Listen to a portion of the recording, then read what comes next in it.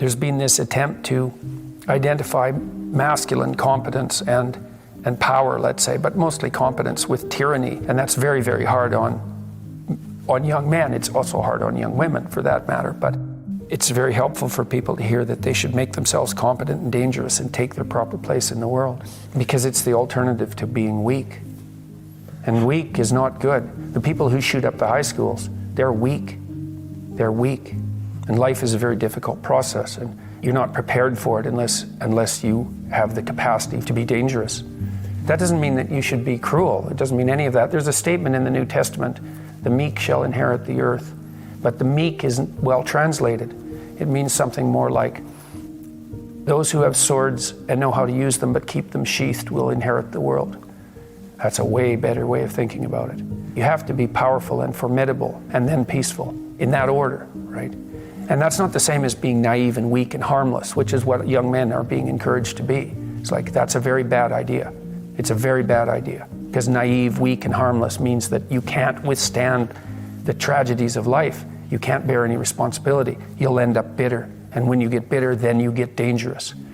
You don't treat adult men as if they're infants.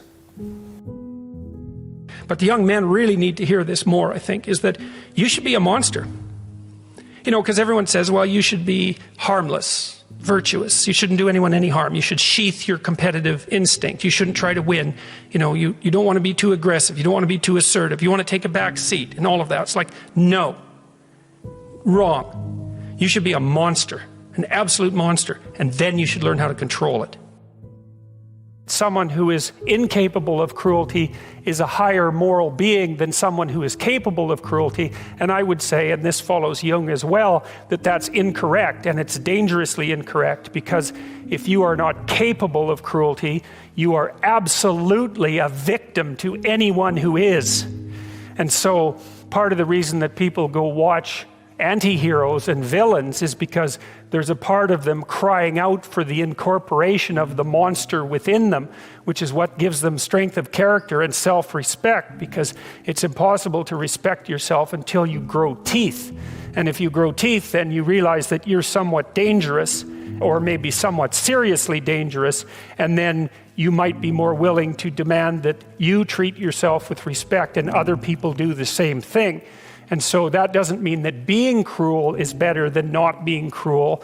What it means is that being able to be cruel and then not being cruel is better than not being able to be cruel.